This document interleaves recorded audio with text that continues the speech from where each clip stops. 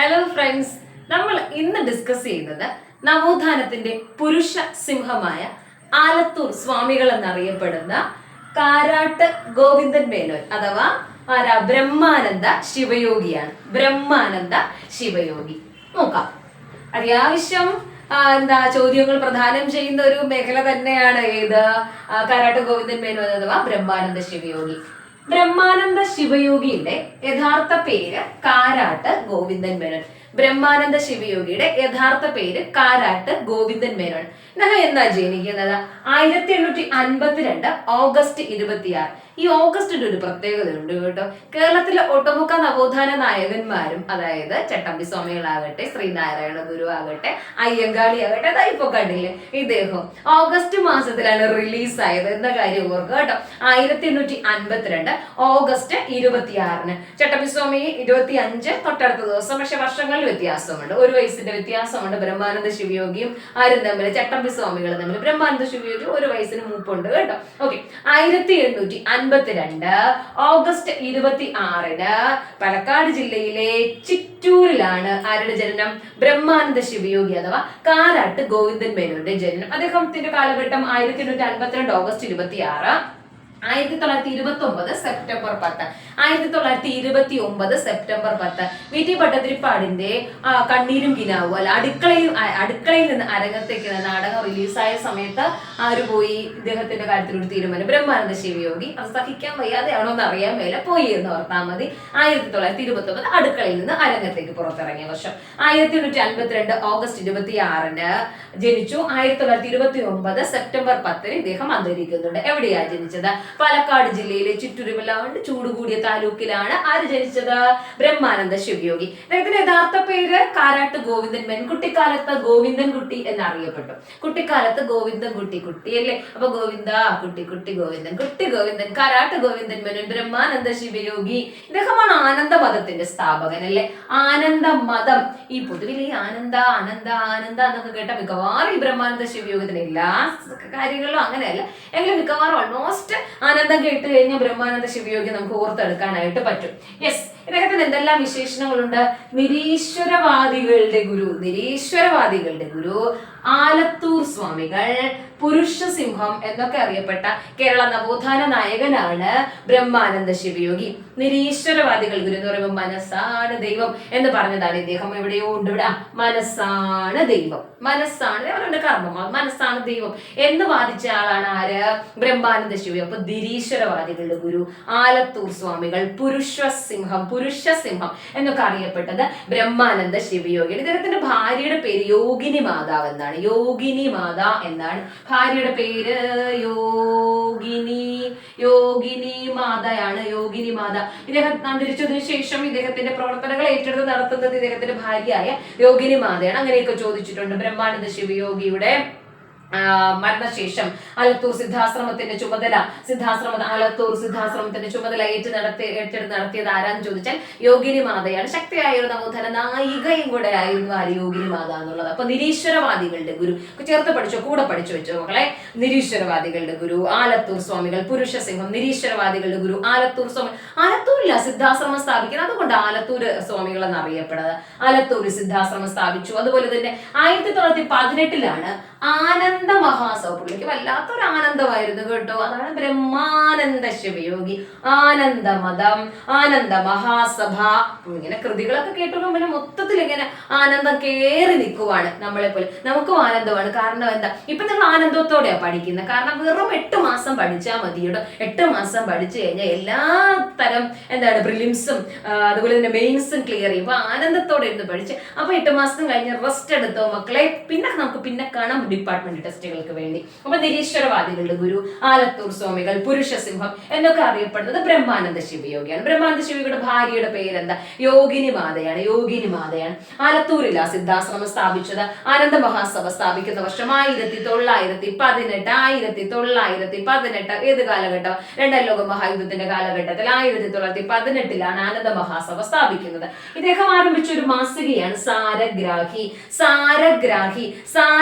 എന്ന മാസിക. Repeated question ആണ്. സാരഗ്രാഹി എന്ന മാസിക ബ്രഹ്മാനന്ദ ശിവയോഗിയുടെ സ്ത്രീകളുടെ വിദ്യാഭ്യാസം പ്രോത്സാഹിപ്പിക്കാനായി സ്ത്രീ വിദ്യാഭൂഷണി എന്ന ലഘുമാസികയും അദ്ദേഹം പുറത്തിറക്കുന്നു. സ്ത്രീകളുടെ വിദ്യാഭ്യാസം പ്രോത്സാഹിപ്പിക്കുന്ന ലക്ഷ്യത്തോടുകൂടെ അതിന് ശക്തമായ പിന്തുണ നൽകിക്കൊണ്ട് ശക്തമായ എഴുത്തുകളിലൂടെ ശക്തീകരിച്ചുകൊണ്ട് സ്ത്രീ വിദ്യാഭൂഷണി എന്ന ഒരു ലഘുലേഖയും ആര് പുറത്തിറക്കുന്നുണ്ട്? ബ്രഹ്മാനന്ദ ശിവയോഗിയും. സാരഗ്രാഹി എന്ന മാസിക, സ്ത്രീ വിദ്യാഭൂഷണി എന്ന ലഘുമാസിക, ഇതൊക്കെ പ്രസിദ്ധീകരിക്കുന്ന ആരാണ്? ബ്രഹ്മാനന്ദ ശിവയോഗി. സാരഗ്രാഹി, സ്ത്രീ വിദ്യാഭൂഷണി, സാരഗ്രാഹി, സ്ത്രീ വിദ്യാഭൂഷണി, സാരഗ്രാഹി, സ്ത്രീ വിദ്യാഭൂഷണി. Okay, yes. ഇദ്ദേഹത്തിന് മറ്റൊരു ആനന്ദ ദർശനം എന്ന് പറയുന്ന ഒരു കോൺസെപ്റ്റ് ഉണ്ട്. ആനന്ദ ദർശനം. ഏതാണ് ആനന്ദ ദർശനം? ആനന്ദ ദർശനം എന്താണെന്ന് ചോദിച്ചു കഴിഞ്ഞാല് മനസ്സിലെ ശാന്തി സ്വർഗവും അശാന്തി നരകവുമാണ്. വേറെ സ്വർഗ നരകങ്ങളില്ല. അത് അദ്ദേഹത്തിന്റെ ഒരു കൺസെപ്റ്റ് ആയിരുന്നു. അദ്ദേഹം പറഞ്ഞൊരു കാര്യമായിരുന്നു. അതെങ്ങനെ അറിയപ്പെട്ടു? ആനന്ദ ദർശനം എന്ന് അറിയപ്പെട്ടു. ഒന്ന് ഇരുന്ന് ചിന്തിച്ചു നോക്കിക്കഴിഞ്ഞാൽ അതൊക്കെ ശരിയാണെന്ന് നമുക്ക് തോന്നുന്നു അല്ലെ? മനസ്സിന്റെ ശാന്തി അതാണ് സ്വർഗം അല്ലെ? മനസ്സിന്റെ അശാന്തി അത് നരകമാണ്. അത് എവിടെയായിരുന്നാലും അതാണല്ലോ പറഞ്ഞത്. ബന്ധുരം കാഞ്ചന കൂട്ടിലാണെങ്കിലും ബന്ധനം തന്നെ പാരിൽ. എത്ര സ്വർണ്ണക്കൂട്ടിനാണെങ്കിലും എത്ര ഫെസിലിറ്റീസ് ഒക്കെ നമുക്ക് കിട്ടുവാണെങ്കിലും ബന്ധനം ഉണ്ട് എങ്കിൽ അവിടെ നമുക്ക് ഒരു സുഖമില്ലായ്മ തോന്നത്തില്ലയോ? അപ്പൊ അതാണ് ഇദ്ദേഹം പറഞ്ഞത്. മനസ്സിലെ ശാന്തി സ്വർഗവും അശാന്തി നരകവുമാണ്. വേറെ സ്വർഗ നരകങ്ങളില്ല എന്ന് പറഞ്ഞത് ബ്രഹ്മാനന്ദ ശിവയോഗി. ഇതെങ്ങനെ അറിയപ്പെടുന്നു? ആനന്ദ ദർശനം എന്നറിയപ്പെടുന്നു. ആനന്ദ ദർശനം. മനസ്സാണ് ദൈവം എന്ന് പറഞ്ഞത് ബ്രഹ്മാനന്ദ ശിവയോഗിയാണ്. യെസ്. ഇദ്ദേഹത്തിന് പ്രധാനപ്പെട്ട ശിഷ്യനാണ് വാഗ്ഭടാനന്ദൻ ആണ് ബ്രഹ്മാനന്ദ ശിവയോഗിയുടെ പ്രധാനപ്പെട്ട ശിഷ്യൻ. ബ്രഹ്മാനന്ദ ശിവയോഗിയുടെ പ്രധാനപ്പെട്ട ശിഷ്യനാരാ? വാഗ്ഭടാനന്ദൻ നവോത്ഥാനത്തിന്റെ ഒരു വലിയൊരു സ്രോതസ് നമുക്ക് തുറന്നു തന്ന ഒരാളാണല്ലോ. ഒത്തിരി കാര്യങ്ങൾ അദ്ദേഹത്തെ കുറിച്ച് പഠിക്കാനുണ്ട്. നമ്മൾ സെപ്പറേറ്റ് വേറെ ക്ലാസ്സിൽ പറയുമേ. ഓക്കെ, ഇദ്ദേഹത്തെ പറ്റി ആരെ പറ്റി? ബ്രഹ്മാനന്ദ ശിവയോഗിയെ പറ്റി അസത്യത്തിൽ നിന്ന് സത്യത്തിലേക്ക് എന്ന പേരിൽ ഒരു ജീവചരിത്രം എഴുതിയത് കെ ഭീമൻ നായരാണ്. ഭീമൻ നായരാണ് അസത്യത്തിൽ നിന്ന് സത്യത്തിലേക്ക് എന്ന പേരിൽ ബ്രഹ്മാനന്ദ ശിവയോഗിയുടെ ഒരു ജീവചരിത്രം എഴുതിയത് ആരാ കുഞ്ഞുങ്ങളെ? കെ ഭീമൻ നായരാണ്. ഭീമൻ നായരാണ് അസത്യത്തിൽ നിന്ന് സത്യത്തിലേക്ക് എന്നാൽ ഇദ്ദേഹം എഴുതിയ പ്രസിദ്ധീകരണങ്ങൾ സാരഗ്രാഹിയും സ്ത്രീ വിദ്യാഭൂഷണിയുമാണ്. യെസ്. ഇനി അദ്ദേഹത്തിന്റെ മറ്റു കൃതികളൊന്ന് നോക്കിയേ. നേരത്തെ പറഞ്ഞു ആനന്ദം, ആനന്ദഗണം, ആനന്ദ ദർശനം, ആനന്ദ ഗുരുഗീത, ആനന്ദ കൽപദ്രുമം, ആനന്ദ വിമാനം, ആനന്ദ കുമ്മി, ആനന്ദ സൂത്രം. ജാതി കുമ്മി ആണെങ്കിലും ആർക്കെങ്കിലും ഓർമ്മ വന്നു? അത് പണ്ഡിറ്റ് KP കറുപ്പനാണ് കേട്ടോ. കുമ്മി കണ്ടാലുടൻ കറുപ്പനിട്ട് കുത്തരുത്. ജാതി കുമ്മിയാണ് പണ്ഡിറ്റ് KP കറുപ്പന്റേത്. ആനന്ദ കുമ്മി ബ്രഹ്മാനന്ദ ശിവയോഗിയുടേതാ. ആനന്ദ കുമ്മി ആരുടെയാ? ബ്രഹ്മാനന്ദ ശിവയോഗി. നോക്കാമല്ലോ.